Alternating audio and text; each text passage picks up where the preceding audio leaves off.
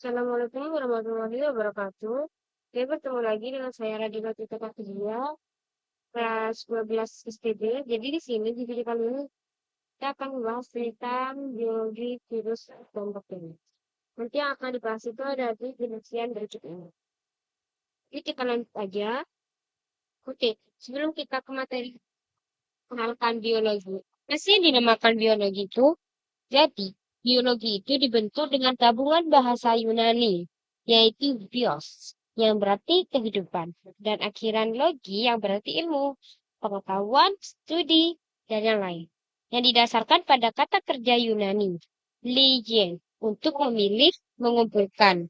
Lih, kata benda, logos, artinya kata. Atau lebih simpelnya, kita bisa conclusionkan istilah biologi itu berasal dari bahasa Yunani, yaitu bios yang berarti hidup dan logos yang berarti ilmu. Oke, kita lanjut. Apa sih virus itu? Kita sudah masuk ke pembahasan. Apa sih virus itu? Virus ialah mikroorganisme patogen yang hanya dapat bereplikasi di dalam sel, karena mereka tidak memiliki perlengkapan seluler untuk produksi sendiri. Semua bentuk kehidupan dapat diinfeksi oleh virus, mulai dari hewan, tumbuhan, hingga bakteri dan archaea. Virus itu ya kayak virus corona dulu yang pernah menyebar dimanapun itu. Itu contoh dari virus. Virus COVID-19. Oke, di virus itu ada kapsid, ada glikoprotein, ada genom, dan ada code. Oke, yang sekarang kita akan membahas tentang struktur virus. Struktur virus. Nah, di sini ada kapsid, ada asam nukleat atau DNA, selubung ekor, serabut ekor, lempeng dasar, jalur penusuk. Yang paling penting itu ada kepala, leher, dan juga ekor. Nah, di masing-masing kepala leher ekor ini ada yang namanya kapsid, asam nukleat, selubung ekor, dan lain-lain. Jadi, eh, virus itu memiliki struktur tubuh yang berbeda dengan sel organisme hidup lainnya. Tubuh virus bukan berupa sel karena tidak memiliki dinding sel, membran sel, sitoplasma, inti sel, serta organel sel lainnya. Virus berupa partikel yang disebut virion. Berikut struktur tubuh virus. Yang pertama ada kepala virus, yang kedua leher virus, dan yang ketiga ekor virus. Langsung aja kepala virus. Kepala virus terdiri dari kapsid dan asam nukleat. Kapsid merupakan selubung protein yang berfungsi sebagai pemberi bentuk pada virus. Kapsid itu yang ada di sini ya, yang ada di luaran ini itu adalah kapsid. Melindungi asam nukleat virus dari kerusakan. Asam nukleat adalah substansi genetik yang berfungsi untuk membawa kode pewarisan sifat. Nah, asam nukleat ini udah ditunjukkan ada di nomor 1, yaitu ini. Itu yang dinamakan asam nukleat. Kita lanjut ke leher virus. Leher virus merupakan tempat yang menyambungkan antara bagian kepala dan bagian ekor. Namun tak semua virus memilikinya, hanya virus kompleks saja yang memiliki struktural virus berupa leher. Misalnya virus cacar, virus T, dan rabies. Lalu, virus. Ekor virus ini adalah bagian dalam struktur tubuh virus yang berfungsi sebagai alat untuk menempelkan diri pada sel inang. Ekor yang melekat di kepala ini umumnya terdiri atas beberapa tabung tersebar yang berisi benang dan serat halus. Nah, ini di sini yang nomor 3 ini adalah selubung ekor yang yang ada di bawahnya ekor, di bawahnya leher. Leher itu ada di sini, guys. Terus ini adalah ekornya. Ekor ini semua ekor, selubung ekor. Dan yang keempat ini serabut ekor. Nih, yang kayak laba-laba itu namanya serabut ekor. Jarum penusuk itu ini yang kayak bulu-bulu yang ada di tengah ini namanya jarum penusuk. Lalu ciri-ciri virus. Ciri-ciri virus itu ada apa aja sih? Nah, jadi ciri-ciri virus itu beraneka ragam, tapi saya mengambilnya hanya ada 5. Yang pertama RNA dan DNA. Sebenarnya virus itu hanya memiliki bahan genetik RNA dan DNA saja. Dan yang kedua ialah sel. Virus itu tidak memiliki sel atau bersifat aseseluler loh guys. Yang ketiga dapat dilihat. Tapi yang dapat dilihat bukan dapat dilihat dengan mata langsung, tapi dilihat dengan mikroskop elektron. Yang keempat asam nukleat. Jadi, virus itu memerlukan asam nukleat untuk berkembang biak. Karena virus tidak berkembang biak secara berproduksi secara sendiri. Itu tidak bisa. Jadi, yang kelima ialah bentuk. Bentuknya itu memiliki bentuk yang bervariasi. Nah, seperti ini. Ini ada HIV, ada hipotesis, kayak ada lain-lain ya. Seperti inilah kurang lebih bentuk-bentuk virus. Ini lanjut ke apa sih bakteri itu? Jadi kita sekarang udah masuk pembahasan tentang bakteri. Apa sih bakteri itu? Emang kalian tahu bakteri itu apa? Oke, kita akan mempelajari. Nah, ini tuh gambar dari bakteri loh guys. Tuh kayak gini nih gambarnya. Nah, jadi bakteri itu adalah kelompok mikroorganisme bersel satu yang diklasifikasikan pada tingkat domain. Bersama dengan domain archaea, bakteri digolongkan sebagai prokariota. Sel bakteri memiliki bentuk tertentu, misalnya menyerupai bola, batang, atau spiral yang biasanya berukuran beberapa mikrometer. Nih, sekelompok bakteri lagi berkumpul nih. Kita lanjut, struktur bakteri. Nah, di struktur bakteri itu ada ribosom, plasmid, membran plasma, dinding sel, kapsul, flagel, sitoplasma, kromosom, dan pilus. Ini ada di sini semua ya, udah ditunjukkan di mana? Kalau kalian mau lebih jelas, tinggal skip aja. Skip aja. Sorry, tinggal pause aja video ini. Bakteri ini bukan hanya virus doang yang punya ciri-ciri, tapi bakteri juga mempunyai ciri-ciri loh.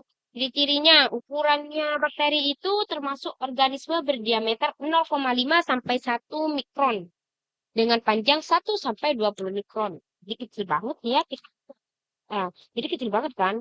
Nah, kita dapat melihat yang sekecil itu dengan menggunakan mikroskop nih. Ukuran yang sangat kecil itu membuat bakteri hanya bisa dilihat lewat mikroskop.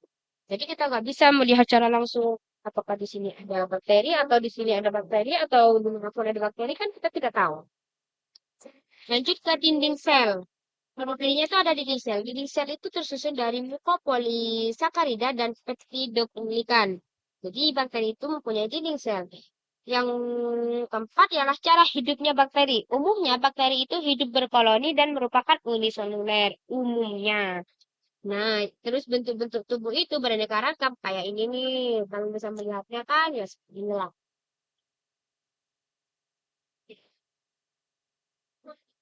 Oke, setelah kita mempelajari tentang fungsi dan motorik, kita memasuki pertanyaannya nih. Nah, pertanyaan SBMPTN dari SBMPTN 2022. Virus tidak dapat berproduksi sendiri guna melakukan perkembangan biakannya. Virus harus melakukan berbagai tahap, yaitu adsorpsi virus pada sel inang, yang kedua, injeksi atau memasukkan asap inti, yang ketiga, sintesis dan perakitan, dan yang keempat ialah misi. Nah, nih, tadi kita sudah membahas tentang reproduksinya kan di awal video. Jadi kita akan membahas tentang produksi sendiri dari virus buat pembangbiakannya virus nih. Nah, kita akan melihatnya. Langsung kita bahas. Nih, replikasi virus merupakan proses reproduksi pada virus. Tahap replikasi virus adalah sebagai berikut. Nah, tahapnya itu yang pertama ada tahap adsorpsi. Tahap adsorpsi itu adalah tahapan penempelan virus pada sel inang. Virion atau partikel lengkap virus menempel pada bagian reseptor spesifik sel inang dengan menggunakan serabut ekornya. Reseptor merupakan molekul khusus pada membran sel inang yang dapat berinteraksi atau berikatan dengan virus. Begitu. Yang kedua, penetrasi. Setelah proses pengikatan, partikel virus akan terbawa langsung ke dalam sel. Prosesnya memiliki julukan penetrasi. Nah, beberapa DNA virus juga dapat memasuki sel inang melalui endositosis akan terhubung oleh reseptor. Begitu. Yang ketiga, eklipase. Sintesis atau eklipase merupakan jenis tahap perbanyakan genom virus dengan memakai bahan utama berupa materi genetik sel inang. Nantinya, DNA sel inang akan dihidrolisis oleh materi genetik virus untuk menciptakan asam nukleat dan protein komponen virus. Yang ketiga, yang keempat ialah pembentukan. Pembentukan bagian-bagian tubuh virus baru. Jadi nanti ada tubuh virus baru gitu.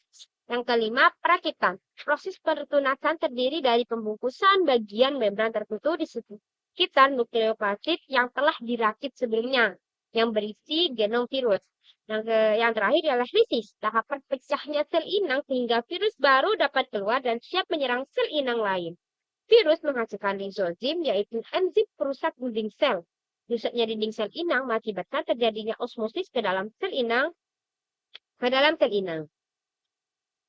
Nah, pertanyaan yang kedua ialah bakteri nih, bakteri. Bakteri yang digunakan untuk pengembangan tembaga, perak, dan emas secara biologis yaitu yang pertama Thiobacillus peroxidans, yang kedua Bacillus thuringiensis, yang ketiga Thiobacillus thiooxidans, yang keempat Bacillus subtilis.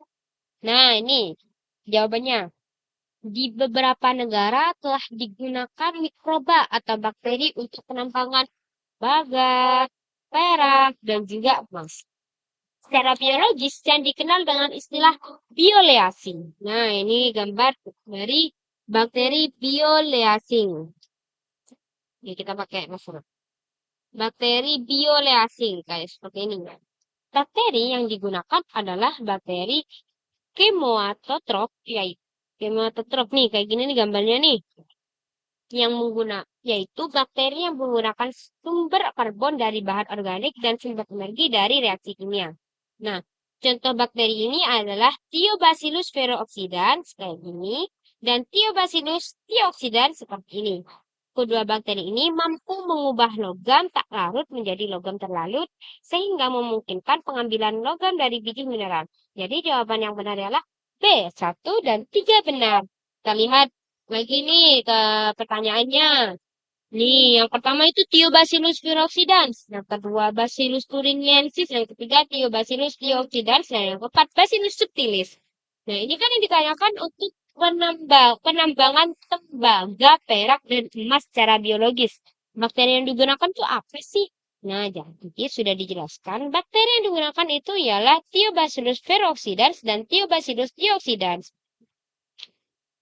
Yang mana penjelasannya itu kedua bakteri ini tuh mampu mengubah logam tak larut menjadi logam terlarut sehingga memungkinkan pengambilan logam dari biji mineral. Begitu. Oke, sekian dari saya. Saya Radina Tirta Pravidia. Maaf jika ada salah. Semoga bermanfaat. Wassalamualaikum warahmatullahi wabarakatuh.